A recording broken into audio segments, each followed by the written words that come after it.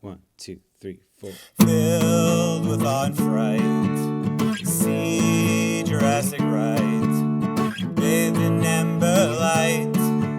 See Jurassic right, see Jurassic right, right. See Jurassic right, right. See Jurassic right, right. See Jurassic right, see Jurassic right, see Jurassic Park. Man, I love this background. And also, Thank you. I have to represent Stand Up for Science. I did, you're listening to, well, okay, let's just get started. We can do all the show and tell. I'm Stephen Ray Morris. You're listening to See Jurassic Right. This is my birthday episode, so you have to especially pay attention to everything I say and my guest, Colette Delawalla from Stand Up for Science. You're back. I'm back. Thank you so much for having me. Three-peat, triple threat. Yes, triple threat. Thank you so much. Happy birthday. Oh, thank you. What a joy that you are. What a joy you bring to this world, and I'm glad we get to celebrate you this week. Well, mostly I was asking you because it's one of those things. Okay, that was the thing. Because we'll get into it, but a long time ago, and meaning like 10 years ago, which didn't seem like a long time ago, but there's this very great comedy writer and producer, Emily V. Gordon. She did The Big Sick. She said I love The Big Sick.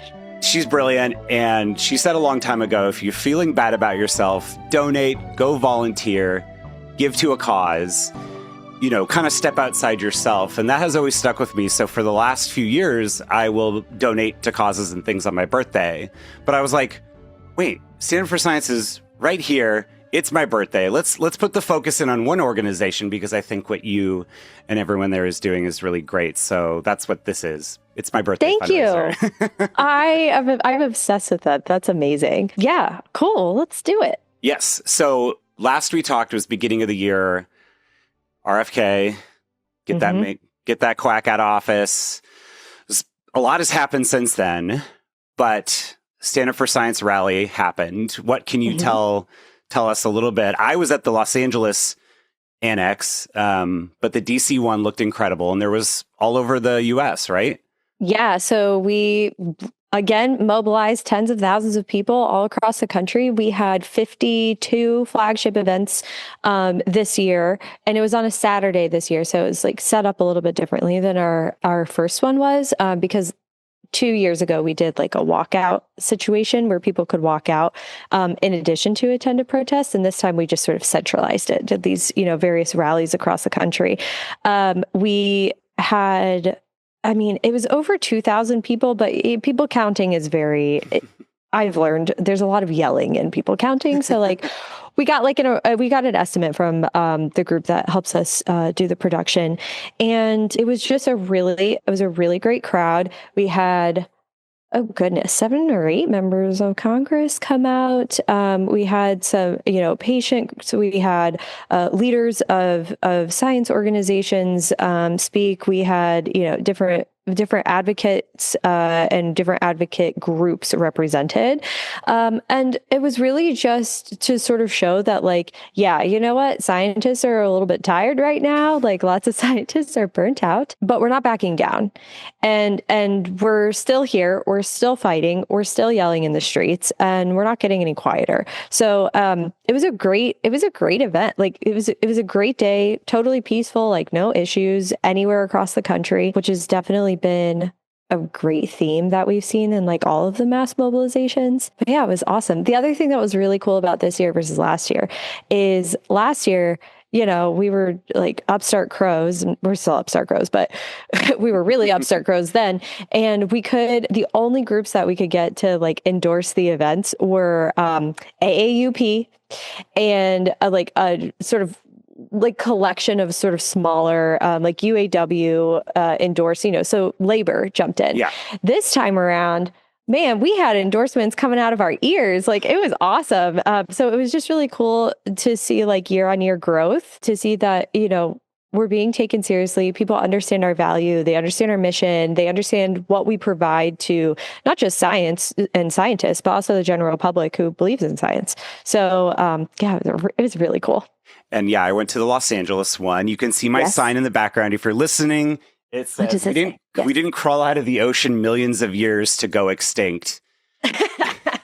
And it's an image of Tiktaalik, which was our ancestor that first crawled onto land 375 million years ago. It's incredible. That's the dorkiest sign. I mean, it's incredible. Thank you. And it was, for people who are listening because this was my first time going back to any kind of march or rally after my back surgery. And I think one of those things, some people might be more, I don't know. I mean, going in public is always kind of a thing, but I felt really inspired to get to see all the speakers, scientists, and people at UCLA who are out in Los Angeles. Mara Wilson. I love Mara. Hi, Mara, if you're listening. She's so delightful, using her platform for good, speaking about things like, how do you say it? Endometriosis. Endometriosis. Yes, thank you. Sorry, Mara. And then we share cat pictures. But it was one of those things where I think if you're somebody, like, getting to actually hear from scientists, getting to hear from these speakers, like, it really does spring up something in you that I think can go a long way. I think if you're able to, and again, you're doing virtual rallies as well. So there are ways to get involved. No matter what.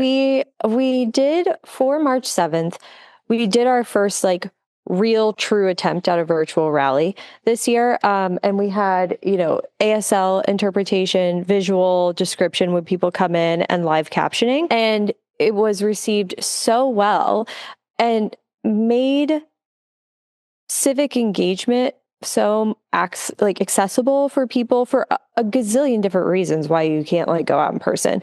And so afterwards we were like, well, gosh, that worked really, really well. It was actually one of our key takeaways of our March 7th events was how important accessibility is and inclusivity is, and making these events available for every person to engage in and be a part of. Yeah. And so we started looking on and talking with the organizers of the No Kings rallies and Indivisible and Public Citizen and Move On and just our partners in other areas. And we were like, do you have anybody doing a big virtual rally, not just 100 people on Zoom, but really, really doing a virtual rally that is accessible, that has Spanish language translation, ASL, live captioning, visual descriptions, with a little bit of a focus on this disability rights piece, because people who are disabled are at the front lines of all of these attacks on everywhere, right? They're the ones who first bear the most vulnerable people in our country are the ones who are first bearing the brunt of any of these changes that the Trump administration and Trump are making. And so it just seemed really important that if we believe in democracy for everybody, and we believe that democracy is a verb, then we need to make that verb accessible to everyone. Yeah. And so they kind of said, everybody at the No Kings team was like, yeah, of course, sure, let's do it. So we put together the official No Kings virtual and accessible rally. We had it went so much better than I thought it would, to be completely honest with you. So we had to up our Zoom subscription situation. Oh, yes, of course. Yeah, and we got a 10,000 person thing. We had 12,000 people register, and we kind of had to a little bit back down on how much we were promoting, because we're oh my gosh, these people are going to they're going to sign up and then not be able to get in, because we didn't realize it's very expensive to get the Zoom. We didn't realize, we had no idea how many, we didn't know if it'd be 100 people or 10 or we had no idea. Yeah. And we ended up having close to 9,000, or we had over 9,000, but the way that the people were coming in, there were people who would who were trying to log in that at the peak of it, who couldn't get in. So we essentially maxed out our Zoom. So we had 10 members of Congress, including AOC, Pelosi. We had Dev Minority Leader Hakeem Jeffries. We had the folks representing the disabled community, so Cyan Bloom, and we had Pamela McAfee. Both of them were incredible partners, and I want to shout out Rev Up NC, which is Pamela was the one who sort of is running that and leading that, and just want to shout out the partnership that we have with people sort of ranging the spectrum of abled and disabled, and in all of these different ways and like bringing their knowledge and expertise really and guidance to the table and telling us like, you know, hey, it would be really helpful that instead of doing automatic, like the AI generated live captioning, like having somebody doing the manual live captioning. We had somebody ask us to do the Spanish language translation. So that way folks who, you know, predominantly speak Spanish, who are being hunted down in the streets by ICE right now, you know, have a way to engage.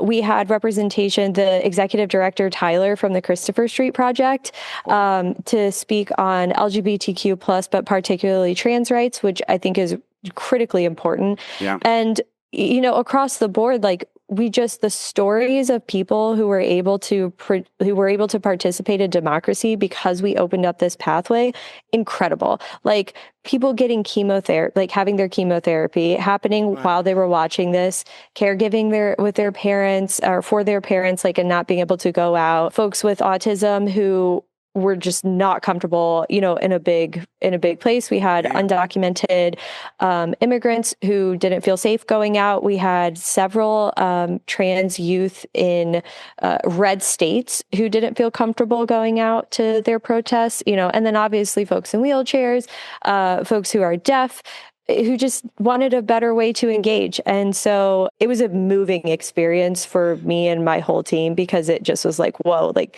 this is what it means when we say democracy for all. Yeah. Well, and I'm curious too, like this experience speaking to the idea that people really do care about this stuff. And it's, and like, what is, you know, when I'm catching up with like the Science Fight Club podcast and this new person that's coming in to run the Science Foundation, it's like the difference between letting that sink in and then getting people involved. Is that something that this specific rally and just over the course of doing Stand Up for Science, has these things broken through? And is that how people engage with stuff? Totally. So I maintain that we are big tent, right? And people often think of science as like one issue. Like people kind of lump Stand Up for Science together as like an issue-based organization. And I don't necessarily think that that's like a good framing, right? Because everybody kind of has their path in. Like maybe cancer research is the thing that really, you know, it pushes you over the edge to take action. Maybe it's that you want accessible rallies. You want an accessible way to participate in democracy. Maybe it's climate change. Like maybe the Earth Day rallies and like our Earth Day work and fighting for NCAR and, you know, fighting for the U.S. Forestry Service. Like maybe that's the path. Maybe it's NASA. But I say that just to make the point that I think that the way that we're building the tent and the way that we're getting people in is to bring representation to problems and that really deeply affect millions of people in the United States and to give people a voice. Like at the end of the day, that's what I want Stand Up for Science to be, is a place where people feel like they have a voice and they feel like they have a home to take action that is values aligned. That's great. Yeah, no, I mean, I feel like it's funny because I was writing down before this, I really only saw some chatter, and maybe it's just because my feed is so like pro science, but just the idea of hearing somebody say like, why are we go to the moon when we should be focusing on problems here? And I'm like, I feel like that's why are you blaming, like, don't blame scientists for this. This is, I know. So here's my very favorite. When I say favorite, I mean, just, it's not my favorite. It's my least favorite, but like, here's a fun factoid for folks. So, NASA is, you know, it's about $24 billion a year budget to fund NASA space science, which is the stuff that gets us to the moon. And then, or like space, you know, exploration, mission oriented stuff. And then there's NASA science. And the thing that people don't realize about NASA is the way you get to the moon, or maybe people do realize this and the president just doesn't, like, I don't know where the disconnect is on this. The way you get to the moon is through science. Like you have to learn things to get there. Surprise! Anyway. Wait, they don't just shoot you out of a cannon? No. And even if they did, there's still math. There's still math there. It's not made out of cheese? No, there's no cheese. There's no cheese. But right, so these things, you didn't just fall out of a coconut tree. Yes. Oh God. Right. But the idea here is that they're trying to completely zero out NASA science funding. So like, how the fuck do you think that we're going to continue the like Artemis program if we don't have scientists continuing the Artemis program? Like, it's not like somebody lights a match and the rocket lifts off. Like, that's not how this works, right? And I say that to make the point that $24 billion. So we have spent, I do believe today's count is like 45 billion on a war that nobody knows why we're fighting, wasn't approved by Congress. I mean, what are we doing here? That's double the whole entire NASA yearly budget in a month. Yeah, it's trying to explain to people we have money. It's not, that's not the issue. It's just who is controlling where it goes, and that should be our focus. And I think Stand for Science obviously is somebody like RFK who is in control of policies and things that affect people. And it's not like this NASA money is keeping food off people's tables. That's right. Your health insurance, you know? Yeah, like the people going to the moon is not the reason why gases, where I'm at right now, it's over $5 a gallon. I think it's almost $7 by me. And again, as of this recording, this episode's coming out on my birthday, but we're recording it the week so we got before. some time. Yeah. So maybe it'll be more. Oh no. Maybe it'll be more, maybe it'll be less, like who the hell knows? Hopefully. Right. But, you know, people going to the moon, like this experience of, and I maintain that this whole thing was such an experience of collective joy and like such a morale boost that I think that like America needed to be reminded of the fact that like we can actually do really wonderful, incredible things. It's incredible what we just did.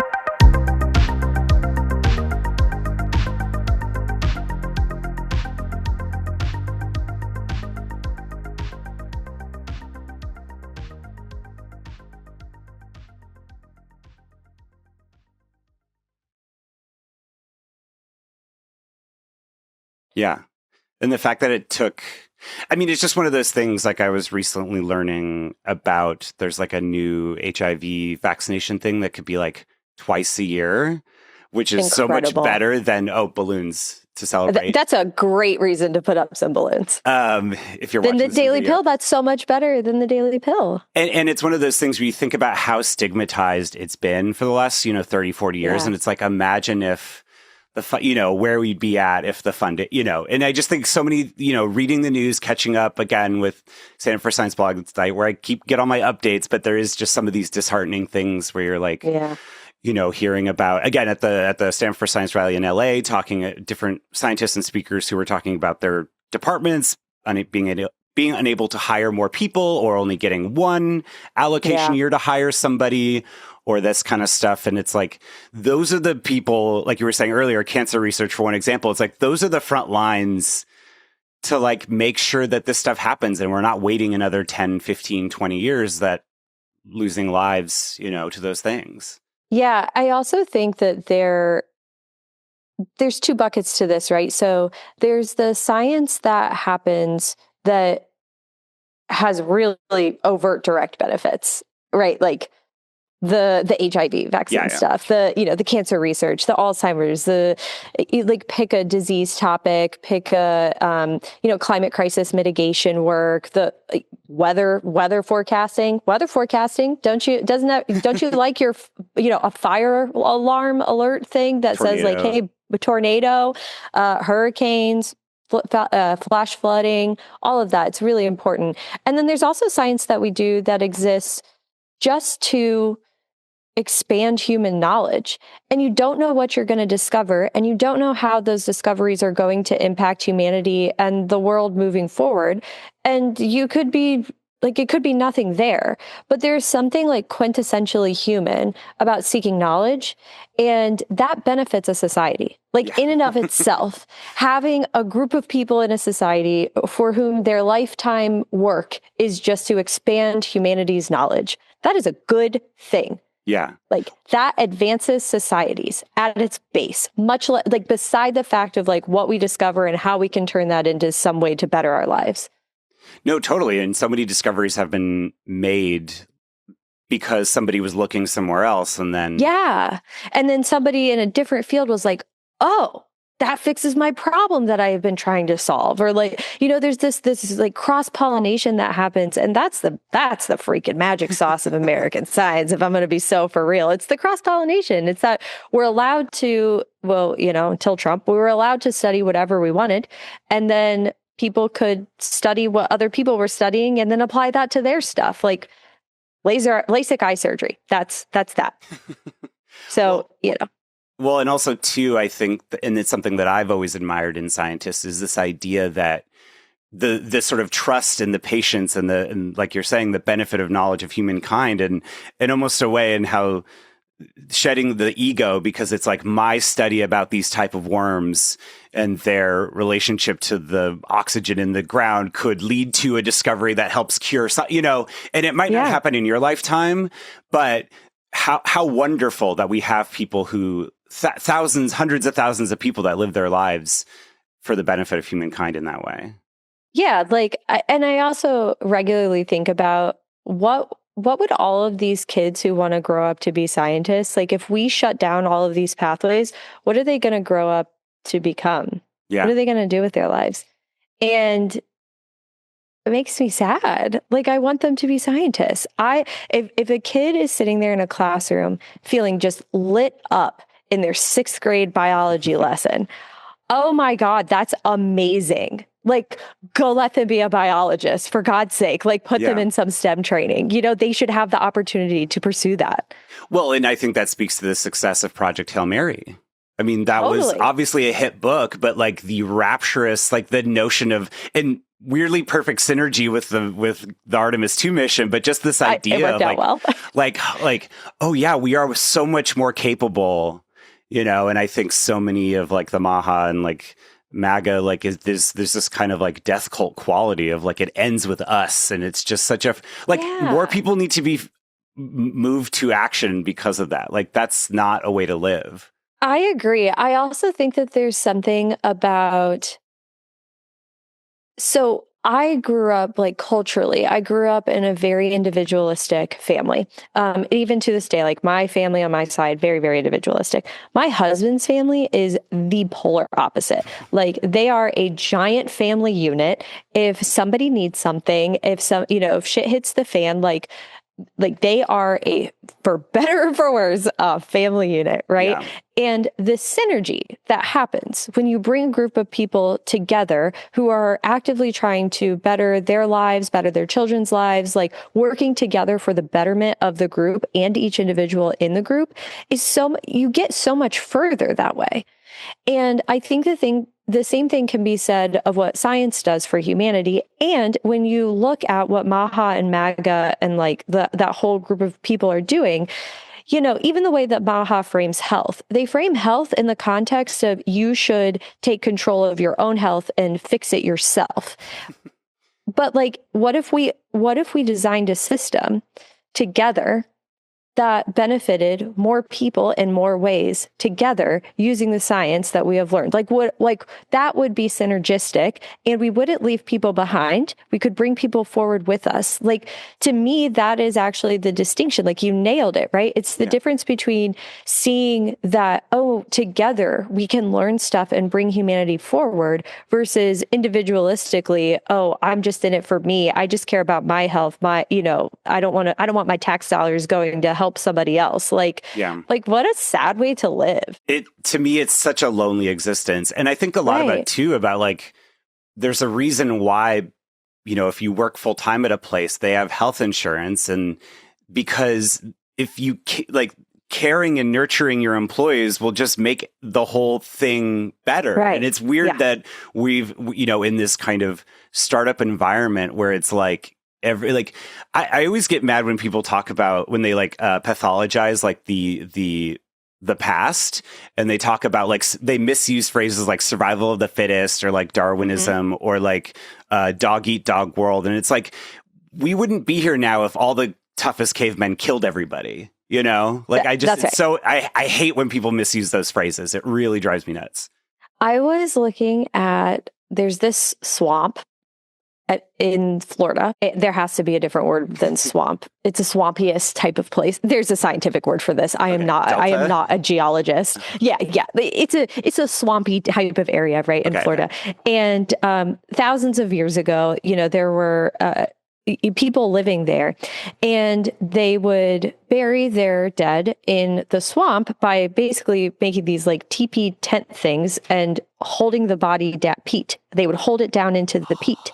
And because of that, the peat, it preserved the bodies like incredibly well, so well that they have been able to they've been able to take DNA samples of the brain tissue. I mean, just like they're like real people, right? Like you just add water and they're going to pop back up. Dehydrate them. Oh no. Yeah. Just like rehydrate them. They'll be fine. So what's crazy though, is I think if I recall this correctly, the mummies that they found have been between 12 and 13,000 years old. So very, very old. And there were several instances where they found adolescent or old, like early emerging adults who clearly had like some sort of instance of like, one of them, they found they estimated to be 15 or 16 who was paralyzed and kept alive. Like they took care, like that, that civilization took care of this individual for the majority of their life as a paraplegic. And it just really cuts through this idea that like, oh, survival of the fittest. That's not survival of the fittest, right? Like that is care. That is a collectivist culture. That is a very, we have to take care of those of us like around us. And I think that really, I don't know, like it puts a big question mark over this whole idea of like, oh, well, we just, let our sick die. Like, no, actually we have evidence that wasn't the case. Yeah. And there's more benefits to society than everyone. There's more benefits to society when you take care of your community and the people around you instead of having this hyper individualistic approach. Well, I mean, you're seeing it with like the Republican cabinet where everyone, people are getting fired left and right. Oh, it makes me happy. Things are being thrown into the trash, the photos, it's just one of those things where I just don't, it's like, to me, I'm like, and I know it is to you, but it's just like one of those things where it's like, it's so obvious. All these people are just like climbing each other and like selling each other under the bus. Like, who would want to hang out with any of these people? That's such a good point. It's like nightmare blunt rotation. Yeah. Imagine being at like a dinner with any of those people. Oh, I don't want to. That's not how I like to spend my time. Yeah. But no, I do think that there is something so overtly harmful to this idea of like, oh, just fix yourself. Yeah. Like, and this idea that we don't need to bring others up with us. That we don't, that you just put like ladder, like fuck a ladder. You're my ladder and I'm climbing up on top of you to get to the top, right? Forget pulling up the ladder behind you. It's, kick everybody down behind you. It's just not a good way to live. Yeah. And it feels when it comes to these issues, and I think finding people, I don't know, have you experienced not just changing people's minds, but it's almost like that attempt to reach out to people who maybe feel trapped in that way of thinking. And it's like, no, you could actually be, and I say this because I'm thinking specifically of my father, but you know what I mean? It's like this kind of thing where it's like, you don't have to do it alone. You know what I mean? Yeah. Like these people are so trapped in their own sense of like, I have to be the lone wolf, kind of thing. And it's like, it doesn't have to be that way. No, you can actually wake up any day and decide that you can live in a different way. Any day. Like any of us, we can wake up tomorrow and we can say, I don't want to live that way anymore. And you don't have to give a fucking explanation to anyone. You can just make a decision. And I think that, when I think about, okay, people coming back around or people coming around or people sort of leaving MAGA, leaving Maha, like getting out of that, I think that we need to start sort of supporting this idea of like, you know what? You can just decide one day that you don't believe this anymore. You can wake up and you can be like, damn, I got played. Yeah. They are grifters. Yeah. I think that it's actually a really easy off ramp. I think that people are actively looking for off ramps. I think Iran, this whole situation with Iran, is providing a lot of people an off ramp. I think that the more that Kennedy pushes the anti-vax stuff, the more that he pushes, anti like establishment, anti-medicine, all of this, like you're pushing this to people who take medicines every day. Right? Yeah. Like you're pushing this to people who have a general practitioner that they've been seeing for 20 years. Like they trust that person. Yeah. And so I do think that there is this off ramp that, that people are beginning to look for. And, there are thoughts on this. I do understand people who are very angry at their neighbors who voted for Trump, who were very, Maha, MAGA, all of that. And the challenge and I'm not necessarily saying you have to accept all of these people with open arms. However, there's a difference between a victim and a victimizer. And at the end of the day, I do think that the general population, and maybe I'll eat my words for saying this, but I do think that the general population who voted for Trump, like the majority, not everybody, I think that there are a lot of people who got grifted by a con man. Well, and I think the individualistic thinking, so they're just being like, well, again, I think about early Trump where it was like he ran against this idea of like, I'm a business guy and I'm against the establishment. And it's like, yeah, and you're the establishment now. Yeah, that's one of my favorite commercials of all time. I think it's like Carl's Jr. or something. There's like a rich business guy in an office, and then it's like his like butler type assistant, and the butler assistant guy is like, "But sir, you are the man." Yeah, like, that's right. Oh. But I just anyway, sorry, we got off track. No, but that's such illustrative of just like, again, I think why the mission of Center for Science is so great, because it's like these things do affect you. It's like, why are you voting for somebody just because you think he's like a go-getter, when it's like when he's against all these other things that you actually care about and impact you in meaningful ways? Yeah, I do think that there's this question of like, all right, well, now you're voting against your own interests, and it's obvious. Like we all said that was what was happening, and there were the vast majority of voting Americans who did not agree that that's what was going to be happening, that they were voting against their own interests. And now I think that we have a lot of evidence of that. And so it is a very scientific thing to have evidence and to change your beliefs based on new evidence that comes in. Yeah. And so I actually think that there's sort of this funny like scientific method thing, right? Where we can encourage people to take a look at the new evidence around them and say, all right, it's okay to readjust your priors based on this new evidence coming in. Now, that doesn't mean that you're going to be like super warmly welcomed into this group with freaking Nazi ideals. Like you're going to have to fix some shit. Yeah. Okay. Like you're going to have to like make amends. Like you're probably going to need to make a couple apologies. Like you might need to work on your racism and ableism and all the isms, and all that. But like generally speaking, I do think that there is a totally acceptable off ramp of this was what I thought was going to happen. I now have evidence that that's not what's happening. What I thought was happening and what is happening is not, like, these are not the same things. I have, a strong amount of evidence against it. And I'm changing my mind. Yeah. It's not too late. That's okay. It's not too late. It's never too late. The best day was several days ago, and the next best day is today. Yeah.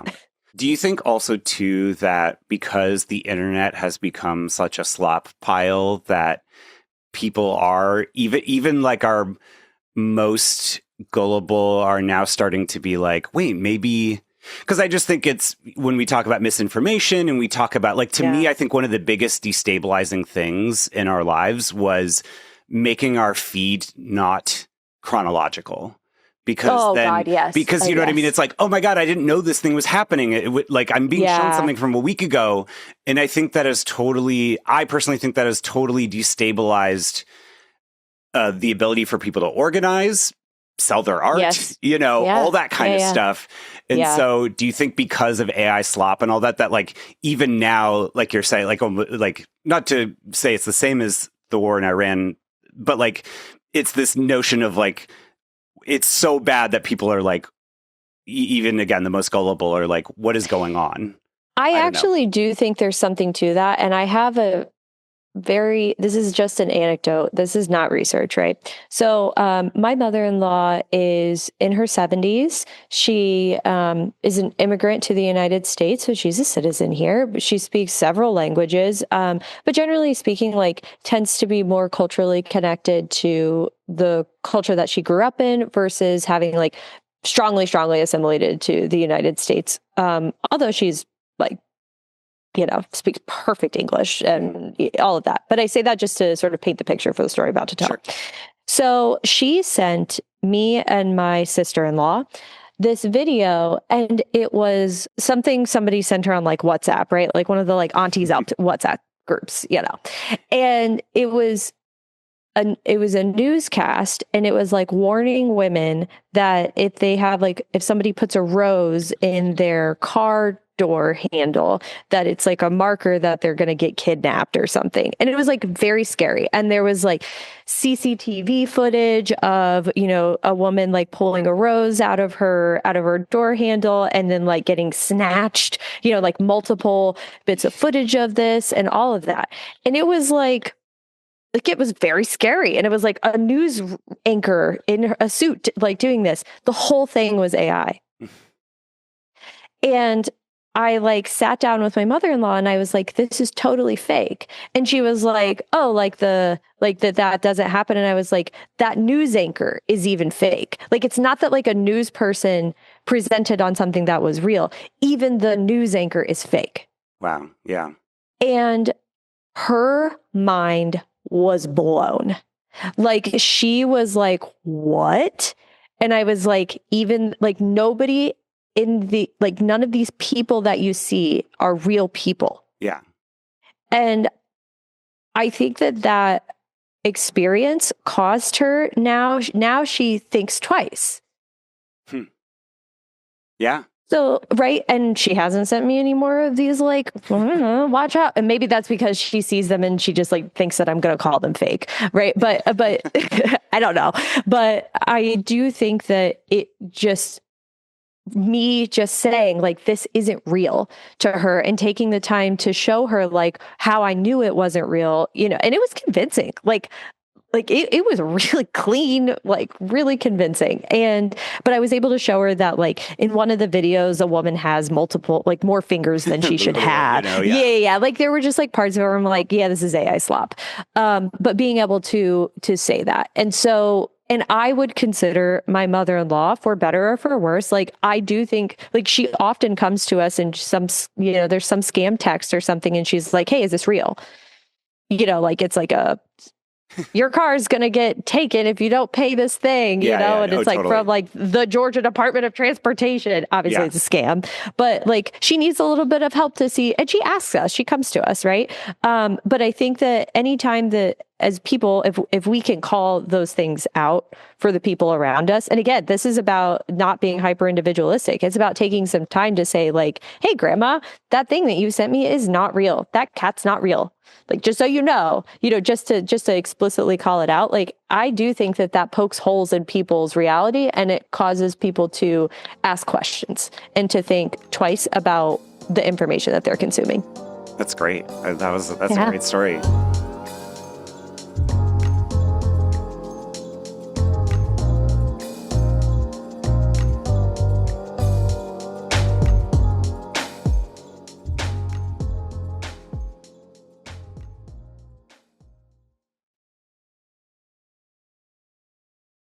I mean, I just think a lot about, again, sorry not to call my father out, but like we were...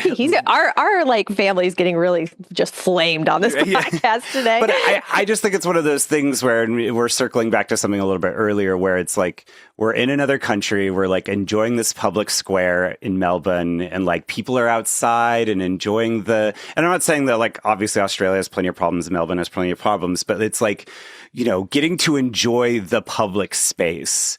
And then going back here to California and being like, oh, these potholes and this and all this junk. And it's just like, well, these other countries fund their public spaces and care about their communities. And obviously nobody's perfect, but like we could have that here.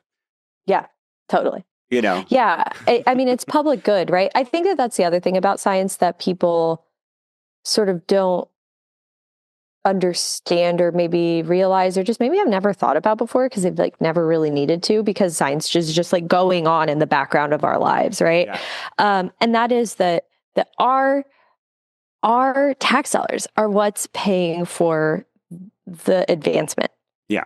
And the other thing is like, well, just have big philanthropy or make the billionaires do it or whatever. Just so we're clear, Elon Musk has a little pet project called Neuralink, where they put, you know, for all the people who hate all of the animal testing, they have killed like I think the count now is every monkey that they have tried to put this like chip into their brains. Like it doesn't work. They can't get it to work. And I say that to make the point that the great thing about publicly funded science is it's not beholden to the whims of billionaires. Yeah. Right? It's beholden to pure scientists who decide whether or not something is worth a government contract to be funded. Like that's what granting is. It's a government contract. It's does this project rise to the standard of being worth people's tax dollars?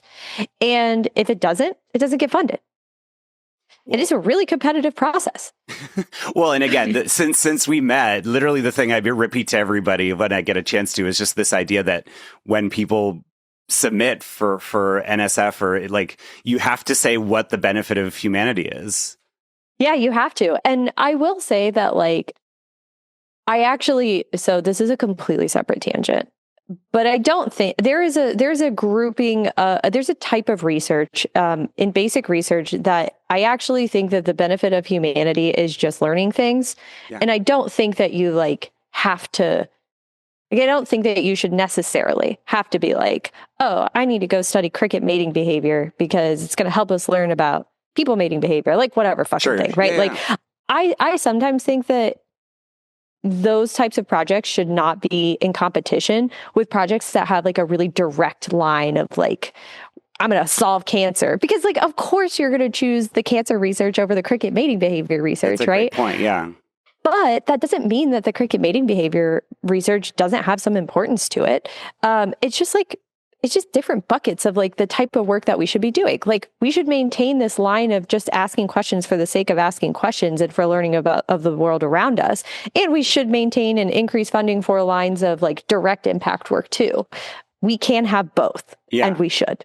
Well, and that's, I feel like a big part of, Stand Up for Science's mission is that we get to do both, that people will be elected and the right people will be in office so that we won't be arguing like whether this has more value than the other at all. Like you said, at all. It's all valuable. And I also think too, that there's this sort of like average like an averaging mechanism that sort of needs to happen when we think about value of science, because there are so science is an iterative process. It's building blocks.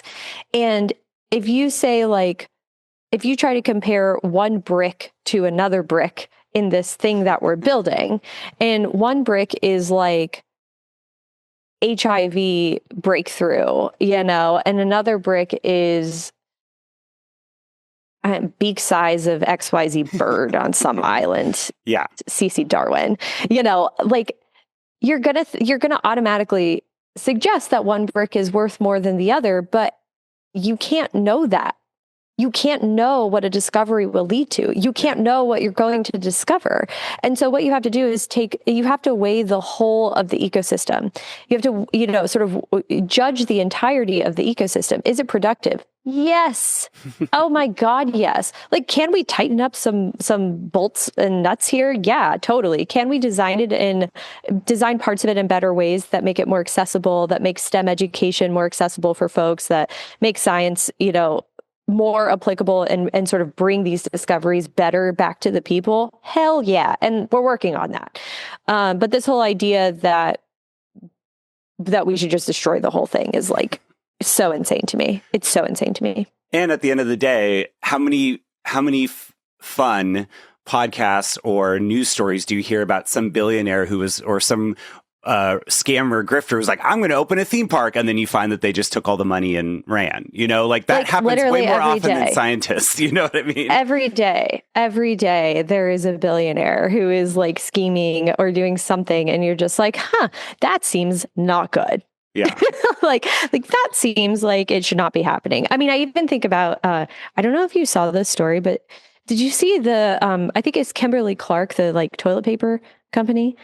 No. I want to say it was Ontario. An employee was so angry that they set the entire toilet paper factory on fire. Whoa. Very flammable, I'll have you know. Yes, all toilet paper. Yeah, my understanding is that nobody was injured or died. That I could be totally off on that, but that's what I thought I read the other day. So, you know, double check me there. But I say that to just make the point that the man live streamed on Instagram setting this on fire. Do you know how fucking mad you have to be? Do you know how do you know how angry you have to be or feel like how betrayed by your employer you have to feel to set the whole fucking thing on fire? And I don't care. I want, you know what? I do want. And I want you to know. see, because I'm putting it on Instagram Live. Wow. Like, I'm not condoning this behavior, to be clear. Yeah. Do not condone. Okay. I'm just making the point that, like, if we're going to be talking about like us versus them, like it's the billionaires versus the not billionaires. Yeah. and this is that. Right. So we've got billionaires telling us, oh no, you don't need this science. You know, you've got us. We'll take care of you. That's what's happening here. We'll take care of you. And again, I think more and more and more when anytime a company is like, we're not saving your data, we're not, you know, keeping it anywhere. And it's like literally every company that has been like, we're not going to save your data. Just kidding. What are you going to do about it? Kidding. Yeah. What are you going to do about it? There are no consequences. You know, just this whole idea of like, oh, the billionaires will fix us and we can't have this thing for ourselves. Right. Like, no. I refuse to let the billionaires like take away this thing that we, the people, bring for humanity. Like we built this. We built this like brick by brick. Yeah. Okay. You know, we did that. It wasn't billionaires that put us to the moon. It was all of us coming together and collectively funding this adventure to go and try to do this incredible thing and bringing in thousands of scientists and mathematicians and engineers to try to get us to this place. And we've done it. It wasn't Elon Musk who got us Artemis 2. So I say that just to make the point that like, I'm not buying it. I'm not buying it. I'm going to fight for our science because it's ours. If you pay tax dollars, the science is yours. Artemis is yours. You've got a stake in that rocket. Colette. Yeah.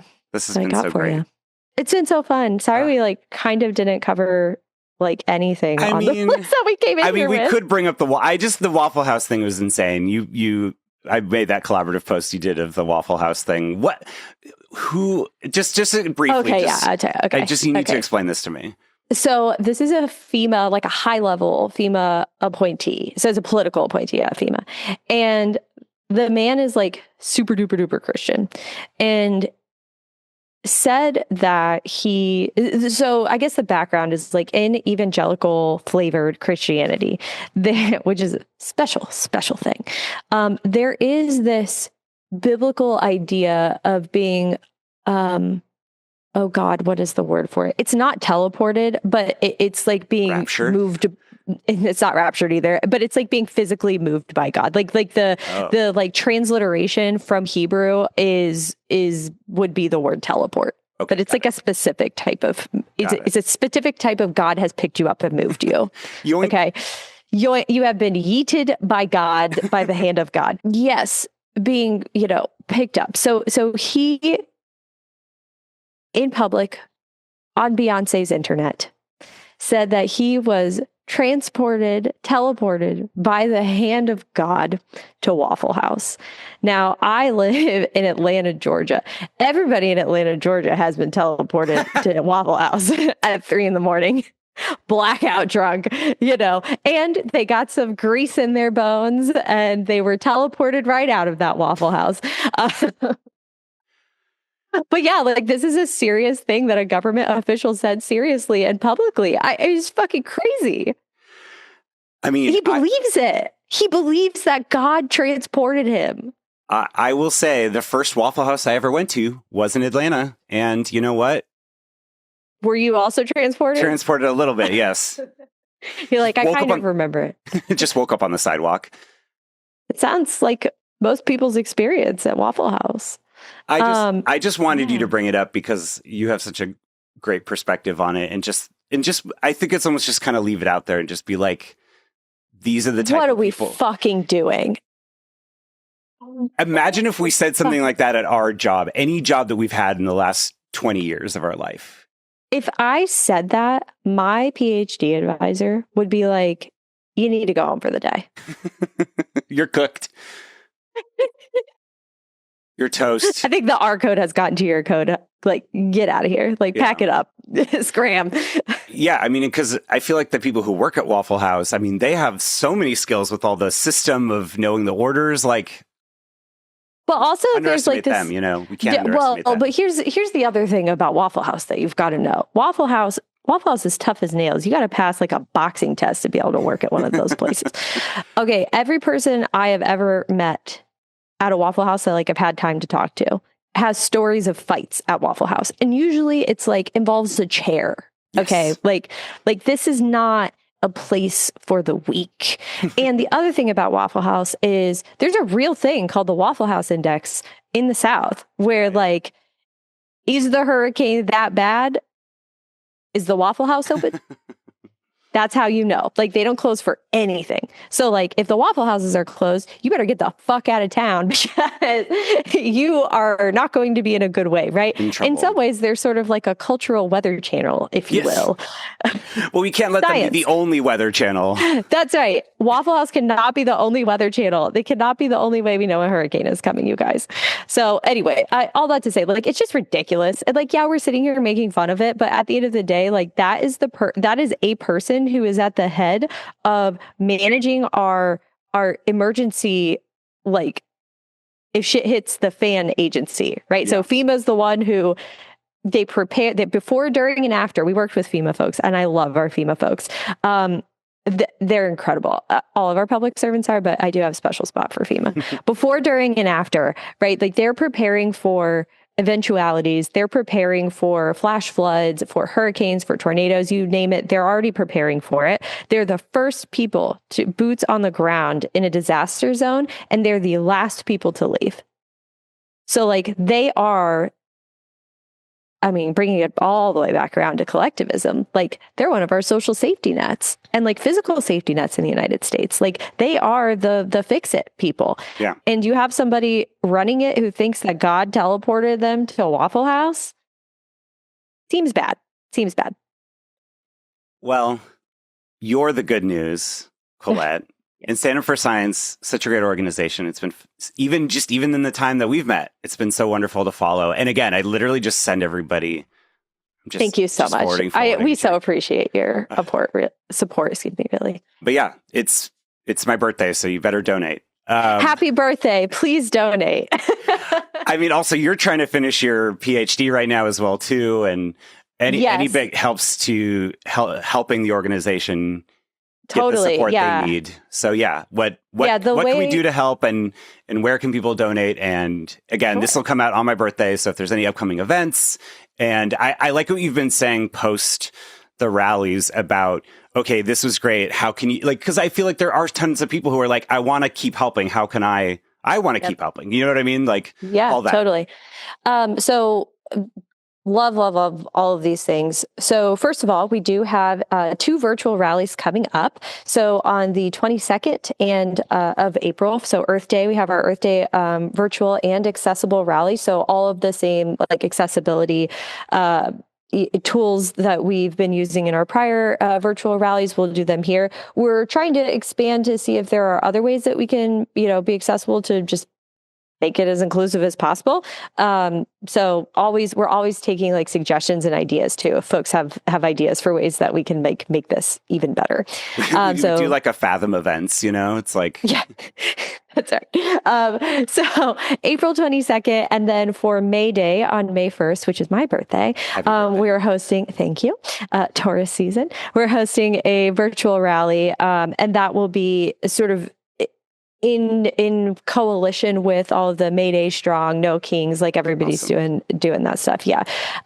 So we have a page on standupforscience.net/donate. There are several ways that you can give. You can put your little credit card in there if you want. You can send us a check by snail mail.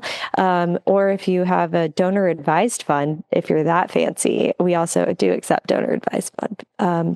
And with regard to my dissertation, like, why does this even come up right now? So basically the way I explain it is, as the CEO of Stand Up for Science, my number one job is to keep the organization existing, which requires funding. And so every donation that we get means like time that I don't have to spend on the phone with a funder, doing the pitch, doing the whole thing, which gives me a little bit more time to finish my dissertation. And so the money does not go to me. It goes to fund our staff. It goes to, all of our operations, our software, our offices, all of it. It all costs money. I wish it didn't, but it does. And we've got these various campaigns. You can learn about them on our website. We have a page. It's a take action page, and it will give you sort of a menu of things, of ways that you can be involved. I love it. It's like, do you have 5 minutes? Do you have 20 minutes? Like, what do you have? The thing that I will say is, put your government officials, so you're at the federal level, so your 2 senators and your House representative, put their DC and district office numbers in your phone, and every day call 2 of them, and call one of your senators, call their district, and call the DC office, right? And leave a message and just say, hey, I'm Colette. I'm your constituent. I live in XYZ place, and I'm calling because I need you to stand up for science. RFK Jr. needs to be removed. Co-sponsor the articles of impeachment, HRES 944. Jim O'Neill does not need to be running the NSF. We need a scientist running the National Science Foundation. And he butchered the CDC. So, we sort of give you these things that you can use in your calls, but make it a part of your like drive to work or walk to work, or just like put activism in your routine. And it just has to be 5 minutes. It all counts and it all adds up. So that's my spiel. How's that? I love it. Perfect. Thank you. And I think too, if you want to catch up with stuff too, the Science Fight Club podcast has been really fun. I'm so excited about the Science Fight Club podcast. So that's Bryn and Brian, and they have been with us since the very, very beginning. If I recall correctly, I think that they are our 2 first paid staff. Amazing. Yeah. So they've been with us since the jump. They're fantastic, and they're really lovely people, which I think is what makes the pod a lot of fun. And it's supposed to just be like a quick, sort of get your newsy bits, get a feel for like what's going on in like 30 minutes or so. Yeah, no, it's great. Well, thank you so much, Colette. This has been so wonderful. Thank you, everyone, for listening. Do good shit. You have to. It's my birthday. No pressure. No pressure. But I love all of you. And I'll see you, I'll see you on the front lines, whether it's virtual, in person. But follow Stand Up for Science and do the thing. Get involved.